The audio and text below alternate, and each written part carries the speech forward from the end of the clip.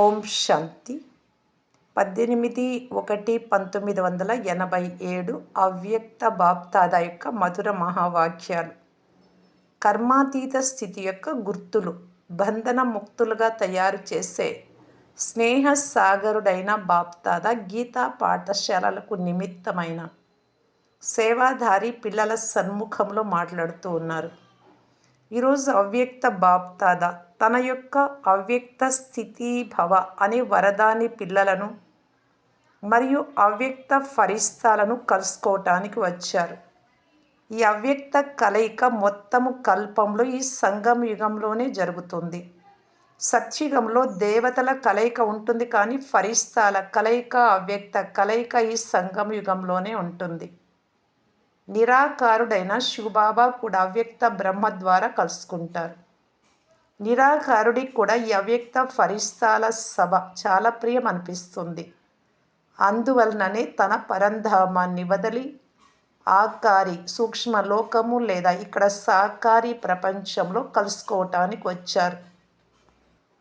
ఫరిస్తా పిల్లల యొక్క స్నేహం అనే ఆకర్షణతో బాబా కూడా రూపము వేషము మార్చి పిల్లల ప్రపంచంలోకి రావాల్సి వస్తుంది. ఈ సంగమ యుగము బాబా మరియు పిల్లల యొక్క అతి ప్రియమైన మరియు అతీతమైన ప్రపంచం. స్నేహం అనేది అన్నింటికంటే ఎక్కువ ఆకర్షించే శక్తి. బంధనముక్తుడైన పరమాత్ముడిని, శరీరం నుండి ముక్తుడైన బాబాను కూడా స్నేహం యొక్క బంధనంలో బంధిస్తూ ఉన్నారు. అశరీరిని కూడా అద్దె శరీరధారిగా చేస్తున్నారు. ఇదే పిల్లల స్నేహం యొక్క ప్రత్యక్ష రుజువు. ఈరోజు నలువైపులా ఉన్న పిల్లల స్నేహం యొక్క ధారలు స్నేహ సాగరంలో ఇమిడిపోయే రోజు. పిల్లలు అంటారు, మేము బాప్దాదాను కలుసుకోవటానికి వచ్చాము అని. పిల్లలు బాబాను కలుసుకోవటానికి వచ్చారా, లేదా పిల్లలను కలుసుకోవటానికి బాబా వచ్చారా, లేదా ఇద్దరు మధువనంలో కలుసుకోవటానికి వచ్చారా? పిల్లలు స్నేహ సాగరంలో, ప్రేమ సాగరంలో లీనం అవ్వడానికి వచ్చారా, లేక సాగరుడు గంగలో స్నానం చేయటానికి వచ్చారా? పిల్లలైతే ఒకే సాగరంలో స్నానం చేయటానికి వచ్చారు, కానీ బాబా వేల గంగలలో స్నానం చేయటానికి వస్తారు. అందువలన గంగలు మరియు సాగరుడి యొక్క మేళ విచిత్రమైన మేళ. స్నేహ సాగరంలో ఇమిడిపోయి సాగరుడి సమానంగా అవుతున్నారు. ఈరోజు బాబా సమానంగా అయ్యే స్మృతి దినోత్సవము అంటే సమర్థ దినోత్సవము అని అంటారు. ఎందుకు? ఈరోజు బ్రహ్మ బాబా బాబా సమానంగా, సంపన్నంగా మరియు సంపూర్ణంగా అయిన స్మృతి చిహ్నం యొక్క రోజు. బ్రహ్మ పిల్లవాని నుండి తండ్రి అంటే బ్రహ్మ పిల్లవాడు కూడా మరియు తండ్రి కూడా. ఈరోజు బ్రహ్మ పిల్లవాని రూపంలో సుపుత్రుడిగా అయ్యే రుజువునిచ్చారు. స్నేహ స్వరూపంగా సమానంగా అయ్యే రుజువు ఇచ్చారు. అతి ప్రియము మరియు అతీతంగా అయ్యే రుజువు ఇచ్చారు. బాబా సమానంగా కర్మాతీతంగా అంటే కర్మ బంధనాల నుండి ముక్తిగా అతీతంగా అయ్యే రుజువు ఇచ్చారు. కల్పమంతా కర్మల ఖాతా నుండి ముక్తి అయ్యే రుజువు ఇచ్చారు. సేవా స్నేహం తప్ప ఇంకా ఏ బంధనం లేదు. సేవలో కూడా సేవ యొక్క బంధనంలో బంధించబడే సేవాధారి కాదు. ఎందుకంటే సేవలో కూడా కొందరు బంధన యుక్తులుగా అంటే బంధనంలో బంధించబడే ఈ సేవ చేస్తూ ఉన్నారు. కొందరు జీవన్ముక్తులుగా బంధనాల నుండి ముక్తులుగా ఈ సేవ చేస్తారు. బ్రహ్మ బాబా కూడా సేవాధారియే, కానీ సేవలో హద్దు యొక్క రాయల్ కోరికలు సేవలో కూడా కర్మల ఖాతా యొక్క బంధనంలో బంధిస్తాయి. కానీ సత్యమైన సేవాదారులు ఈ కర్మల ఖాతా నుండి కూడా ముక్తులుగా ఉంటారు. దీనినే కర్మాతీత స్థితి అని అంటారు. దేహ బంధనము, దేహ సంబంధాల బంధనం, ఇవి ఎలా అయితే బంధనాలు, అదేవిధంగా సేవలో స్వార్థం అనేది కూడా బంధనం. ఈ బంధనం కూడా కర్మాతీతంగా అవ్వడంలో విఘ్నం వేస్తుంది. కర్మాతీతంగా అవ్వడము అంటే రాయల్ కర్మల ఖాతా నుండి కూడా ముక్తి కావాలి. ఎక్కువ మంది గీతా పాఠశాలలకు నిమిత్తమైన సేవాదారులు వచ్చారు. ఫ్యామిలీలో ఉండి కూడా గీతా పాఠశాలను నడిపించేవారు. సేవ అంటే ఇతరులను కూడా ముక్తులుగా చేయటం. ఇతరులను ముక్తులుగా చేస్తూ స్వయం బంధనంలో బంధింపబడడం లేదు కదా. నష్టోమోహులుగా అవ్వటానికి బదులు అంటే లౌకిక పిల్లలపై మోహాన్ని త్యాగం చేసి అలౌకిక విద్యార్థులపై ఏమైనా మోహం పెట్టుకున్నారా? వీరు చాలా మంచివారు, చాలా మంచివారు అని. ఇలా మంచివారు, మంచివారు అని అనుకుంటూ వీరు నావారు అనే బంధనంలో బంధింపబడడం లేదు, బంధించబడడం లేదు కదా! బంగారు సంఖ్యలు ఇష్టం అనిపించడం లేదు కదా! ఈ రోజున నాది, నాది అనే దాని నుండి ముక్తులుగా అంటే కర్మాతీతంగా అయ్యే రోజుగా జరుపుకోండి. ఇదే స్నేహానికి రుజువు. కర్మాతీతంగా అయి తీరాలి అనే లక్ష్యం అందరికీ మంచిగా ఉంది. ఇప్పుడు ఎంతవరకు కర్మ బంధనాల నుండి అతీతంగా అయ్యాను అనేది పరిశీలన చేసుకోండి. మొదటి విషయం లౌకికం మరియు అలౌకికంలో కర్మ మరియు సంబంధం రెండింటిలో స్వార్థ భావం నుండి ముక్తులుగా కావాలి. రెండవ విషయం వెనుకటి జన్మల కర్మల ఖాతా లేదా వర్తమాన పురుషార్థం యొక్క బలహీనత కారణంగా ఏ రకమైన వ్యర్థ స్వభావ సంస్కారాలకు వశం అవ్వటం నుండి ముక్తిగా అయ్యానా? ఎప్పుడైనా ఏదైనా బలహీన స్వభావ సంస్కారాలు లేదా వెనుకటి స్వభావ సంస్కారాలు వశీభూతం చేస్తున్నాయి అంటే బంధన యుక్తులుగా అంటే బంధనాలలో ఉన్నట్టు. చేయాలనుకోవడం లేదు కానీ స్వభావ సంస్కారాలు చేయిస్తున్నాయి అని ఆలోచించకండి. ఇది కూడా బంధనముక్త స్థితికి గుర్తు కాదు, బంధనాల స్థితికి గుర్తు. మరొక విషయం, ఏదైనా సేవ యొక్క సంఘటన యొక్క ప్రకృతి యొక్క పరిస్థితి స్వస్థితిని అంటే శ్రేష్ఠ స్థితిని అలజడి చేస్తుంది అంటే ఇది కూడా బంధనముక్త స్థితి కాదు. ఈ బంధనం నుండి కూడా ముక్తి కావాలి. మరొక విషయం, పాత ప్రపంచంలో పాత అంతిమ శరీరం యొక్క ఏ రకమైన వ్యాధి మీ శ్రేష్ఠ స్థితిని అలజడిలోకి తీసుకువచ్చినా కానీ దాని నుండి కూడా ముక్తి కావాలి. ఒకటి వ్యాధి రావటం, మరొకటి వ్యాధి చలింపచేయటం. వ్యాధి రావడం అనేది జరుగుతుంది కానీ చలించటం అనేది బంధనయుక్త స్థితికి గుర్తు. స్వచింతన, జ్ఞాన చింతన, శుభ చింతకులుగా అయ్యే చింతనకు బదులు శరీర వ్యాధి యొక్క చింతన చేయడం నుండి కూడా ముక్తి కావాలి. ఎందుకంటే ఎక్కువగా శరీరం యొక్క చింతన కూడా చింత రూపంలోకి మారిపోతుంది. దీని నుండి కూడా ముక్తి అవ్వటాన్ని కర్మాతీత స్థితి అంటారు. ఈ అన్ని బంధనాలను వదలటమే కర్మాతీత స్థితికి గుర్తు.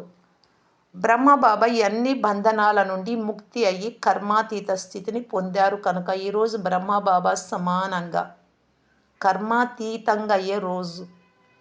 ఈ రోజు యొక్క గొప్పతనం అర్థమైందా? మంచిది. ఈరోజు విశేషంగా సేవాదారులు అంటే పుణ్యాత్ములుగా అయ్యే వారి సభ. గీతా పాఠశాల తెరవటం అంటే పుణ్యాత్ముగా కావటం. అన్నింటికంటే పెద్ద పుణ్యం ప్రతి ఆత్మను సదాకాలికంగా అంటే అనేక జన్మలకు పాపాల నుండి ముక్తి చేయటం. ఇదే పుణ్యం. గీతా పాఠశాల అనే పేరు చాలా బాగుంది కనుక గీతా పాఠశాల వారు అంటే స్వయం గీతా పాఠాన్ని చదువుకునేవారు మరియు చదివించేవారు. గీతా జ్ఞానం యొక్క మొదటి లెసన్ అశరీరి ఆత్మగా అవ్వండి మరియు అంతిమ లెసన్ నష్టోమోహ స్మృతి స్వరూపంగా అవ్వండి. కనుక మొదటి లెసన్ అనేది విధి మరియు అంతిమ పాఠం విధి ద్వారా సిద్ధిని పొందటం. గీతా పాఠశాల వారు ప్రతి సమయం ఈ పాఠం చదువుకున్నారా లేదా కేవలం మురళియే వినిపిస్తూ ఉన్నారా? ఎందుకంటే సత్యమైన గీతా పాఠశాల యొక్క విధి అనగా పద్ధతి ఏమిటి అంటే మొదట స్వయం చదువుకోవటం అంటే తయారు కావటం మరియు ఇతరులకు నిమిత్తంగా అయి చదివించటం. గీతా పాఠశాలల వారందరూ ఈ విధితో సేవ చేస్తున్నారా? ఎందుకంటే మీరందరూ ఈ విశ్వం ముందు పరమాత్మ చదువుకు ఉదాహరణ. ఉదాహరణకి గొప్పతనం ఉంటుంది. ఉదాహరణ అనేది అనేక ఆత్మలకు ఆ విధంగా తయారయ్యేటందుకు ప్రేరణ ఇస్తుంది. గీతా పాఠశాల వారిపై చాలా పెద్ద బాధ్యత ఉంది. ఒకవేళ కొద్దిగా అయినా ఉదాహరణగా అవ్వటంలో లోపం ఉంటే అనేక ఆత్మల భాగ్యం తయారు చేయటానికి బదులు భాగ్యం నుండి వంచితం చేయటానికి కూడా నిమిత్తం అవుతారు. ఎందుకంటే చూసేవారు మరియు వినేవారు సాకార రూపంలో నిమిత్తంగా ఉండే మిమ్మల్నే చూస్తారు. బాబా అయితే కనబడరు, గుప్తం కదా. మీ శ్రేష్ఠ కర్మలను చూసి అనేక ఆత్మలు శ్రేష్ట కర్మల భాగ్య రేఖను శ్రేష్టంగా తయారు చేసుకునే శ్రేష్ట కర్మను సదా చేసి చూపించండి. 1 స్వయాన్ని ఉదాహరణగా భావించాలి మరియు 2 సదా మీ గుర్తును స్మృతిలో ఉంచుకోవాలి. గీతా పాఠశాల గుర్తు ఏమిటో తెలుసా? కమల పుష్పం. బాప్దాదా చెప్పారు కదా, కమలంగా అవ్వండి మరియు అమలు చేయండి అని. కమలంగా అయ్యే సాధనమే అమలు చేయటం. ఒకవేళ అమలు చేయకపోతే కమలంగా కాలేరు. అందువల్ల శాంపుల్, ఉదాహరణ మరియు సింబల్ అంటే కమల పుష్పం యొక్క గుర్తు. రెండింటినీ సదా బుద్ధిలో ఉంచుకోండి. సేవ ఎంతగా వృద్ధి అవుతున్నా కానీ సేవ చేస్తూ అతీతంగా అయి ప్రియంగా అవ్వాలి. కేవలము ప్రియంగా అవ్వటం కాదు, అతీతంగా అయ్యి ప్రియంగా కావాలి. ఎందుకంటే సేవపై ప్రేమ అనేది మంచిదే కానీ ప్రేమ తగుల్పాటుగా మారకూడదు. దీనిని అతీతంగా అయ్యి ప్రియంగా అవ్వటం అంటారు. సేవకు నిమిత్తంగా అయ్యారు, మంచిదే.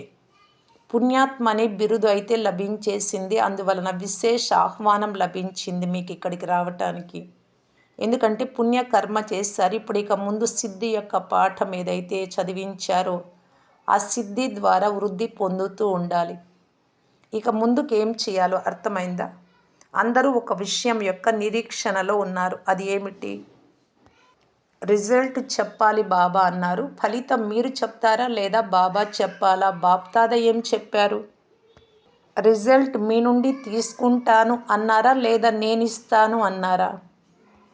డ్రామా ప్లాన్ అనుసారంగా ఎవరు ఎలా నడిచినా కానీ మంచిది అని అంటారు. అందరి లక్ష్యం అయితే బాగా పెట్టుకున్నారు. అందరూ కళ్ళల్లో ఆ కర్మలోను లక్షణాలను శక్తిని అనుసరించి చూపించారు. చాలా సమయం యొక్క వరదానాన్ని నెంబర్ వారీగా ధారణ కూడా చేశారు. మరియు ఇప్పుడు కూడా ఏ వరదానాన్ని పొందారో ఆ వరదాన మూర్తి అయ్యి బాబా సమానంగా వరదాతగా అవుతూ ఉండాలి. ఇప్పుడు బాప్దాదా ఏం కోరుకుంటూ ఉన్నారు? వరదానం అయితే లభించింది. ఇప్పుడు ఈ సంవత్సరం చాలా సమయం బంధనముక్తులుగా అంటే బాబా సమానంగా కర్మాతీత స్థితి యొక్క విశేష అభ్యాసం చేస్తూ ప్రపంచానికి అతీత స్థితి మరియు ప్రియమైన స్థితి అనుభవం చేయించండి. అప్పుడప్పుడు అనుభవం చేయించి ఈ విధిని మార్చి చాలా సమయం యొక్క అనుభూతులను ప్రత్యక్ష స్వరూపంలో చూపించండి. చాలా సమయం ప్రాప్తి యొక్క వరదానానికి ప్రత్యక్ష ఫలంగా చాలా సమయం అచంచలమైన, స్థిరమైన, నిర్విఘ్న, నిర్బంధ, నిర్వికల్ప, నిర్వికర్మ అంటే నిరాకారి, నిర్వికారి, నిరహంకారి స్థితిని విశ్వం ముందు ప్రత్యక్ష రూపంలో తీసుకురండి. దీనినే బాబా సమానంగా అవ్వటము అని అంటారు. ఫలితంలో మొదట స్వయంతో ఎంత సంతుష్టంగా ఉన్నాను అనేది చూసుకోండి. ఎందుకంటే 1 స్వయం యొక్క సంతుష్టత, 2 బ్రాహ్మణ పరివారం యొక్క సంతుష్టత, 3 బాబా యొక్క సంతుష్టత. మూడింటి ఫలితంలో ఇప్పుడు ఇంకా మార్కులు తీసుకోవాలి. కనుక సంతుష్టంగా అవ్వండి మరియు సంతుష్టం చేయండి. బాబా యొక్క సంతుష్ట మణిగా అయి సదా మెరుస్తూ ఉండండి. బాప్దాదా పిల్లల గౌరవాన్ని కాపాడాలనుకుంటున్నారు కనుక రికార్డును గుప్తంగా చేస్తున్నారు. గుప్తంగా కూడా చెప్తున్నారు బాబా. తెలివైన వారు, అందువలన బాబా సదా సంపన్న స్థితిని చూస్తూ ఉన్నారు. అందరూ సంతుష్ట మణులే కదా. వృద్ధిని చూస్తూ సంతోషంగా ఉండండి. ఆబు రోడ్డు వరకు క్యూ ఉండాలి అని మీరందరూ నిరీక్షణలో ఉన్నారు. ఇప్పుడైతే కేవలం హాలు నిండింది అంతే. ఆ తర్వాత ఏం చేస్తారు? అప్పుడు నిద్రపోతారా లేదా అఖండ యోగం చేస్తారా? ఇది కూడా జరగాలి కదా. అందువలననే కొద్దిలోనే రాజీ అయిపోండి. 3 అడుగుల స్థలానికి బదులు 1 అడుగు స్థలం దొరికినా రాజీ అయిపోండి. మొదట్లో ఇలా ఉండేది అని ఆలోచించకండి. పరివారం వృద్ధి అవుతున్నారు అని ఆనందంలో ఉండండి. ఆకాశము మరియు భూమికైతే హద్దు అనేది లేదు కదా. పర్వతాలు కూడా చాలా ఉన్నాయి. ఇది కూడా ఉండాలి, ఇది కూడా లభించాలి అని పెద్ద విషయంగా చేసేస్తున్నారు. ఏం చేయాలి, ఎలా చేయాలి అని దాదీలు కూడా ఆలోచనలో పడిపోతున్నారు. పగలు ఎండలో నిద్రపోయి రాత్రి మేల్కొనే రోజులు కూడా వస్తాయి. ప్రజలు అంటే అగ్ని వెలిగించుకొని వేడిగా కూర్చుంటారు. మరియు మీరు యోగాగ్నిని వెలిగించి కూర్చుంటారు. ఇది ఇష్టమేనా లేదా మంచాలు కావాలా? కూర్చోవటానికి కుర్చీలు కావాలా? ఈ పర్వతాలని కుర్చీలుగా చేసుకోవాలి. నడుముకి విశ్రాంతి కావాలి కదా, అంతే, ఇంకేమీ లేదు. 5,000 మంది వస్తే కుర్చీలు దిగాల్సి వస్తుంది కదా. అప్పుడు 86లో చెప్పారు బాబా, 87లో ఈ విషయాలు. ఇప్పుడైతే ఎంతమంది వస్తూ ఉన్నారు. మరియు క్యూ వచ్చినప్పుడు మంచాలు కూడా వదలాల్సి వస్తుంది. ఎవరు రెడీగా ఉండాలి. ఒకవేళ మంచాలు లభించినా అలాగే అనాలి, క్రింద పడుకోవాల్సి వచ్చినా అలాగే అనాలి. ఇలా ఆదిలో చాలా అభ్యాసం చేయించారు. 15 రోజుల వరకు మందుల దుకాణాలు మూసేసేవారు. ఉబ్బస వ్యాధితో ఉన్న వారికి కూడా సజ్జలతో చేసిన రొట్టెలు మరియు మజ్జిగ ఇచ్చేవారు, కానీ రోగం రాలేదు. అందరూ ఆరోగ్యంగా ఉన్నారు. ఇలా ఆదిలో అభ్యాసం చేసి చూపించారు. మరల అంతిమంలో కూడా జరుగుతుంది. ఆలోచించండి. ఉబ్బసం వ్యాధితో ఉన్నవారికి మజ్జిగ ఇస్తే మొదటే భయపడిపోతారు, కానీ ఆశీర్వాదం అనే మందు వెంట ఉన్న కారణంగా మనోరంజనంగా అయిపోతుంది. పరీక్షగా అనిపించదు, కష్టం అనిపించదు, త్యాగం అనిపించదు, మనోరంజనంగా అనిపిస్తుంది. దీనికి అందరూ తయారుగా ఉన్నారా లేదా? ఏర్పాట్లు చేసేవారి దగ్గరికి టీచర్స్ జాబితా తయారు చేసి తీసుకువెళ్తారా? అందువలననే పిలవటం లేదు కదా. సమయం వచ్చినప్పుడు సాధనాలకు అతీతంగా సాధన యొక్క సిద్ధి స్వరూపాన్ని అనుభవం చేసుకుంటారు. ఆత్మిక సేన కదా. సేన యొక్క పాత్రను కూడా అభినయించాలి. ఇప్పుడైతే స్నేహ పరివారం, మన ఇల్లు ఈ అనుభవం చేసుకుంటూ ఉన్నారు. కానీ సమయానికి ఆత్మిక సేనగా ఏ సమయం వచ్చినా దానిని స్నేహంతో దాటాలి. ఇది కూడా సైన్యం యొక్క విశేషత. సర్వస్నేహి ఆత్మలకు, సదా సమీపంగా ఉండే ఆత్మలకు, సదా బంధనముక్తులుగా కర్మాతీత స్థితిని చాలా సమయం యొక్క అనుభవం చేసుకునే విశేషాత్మలకు, హృదయ సింహాసన అధికారి సంతుష్ట మణులకు, బాప్తాద యొక్క అవ్యక్త స్థితి భవ యొక్క వరదానంతో పాటు ప్రియ స్మృతులు మరియు గుడ్ మార్నింగ్ మరియు గుడ్ నైట్. అచ్చ. ఓం శాంతి.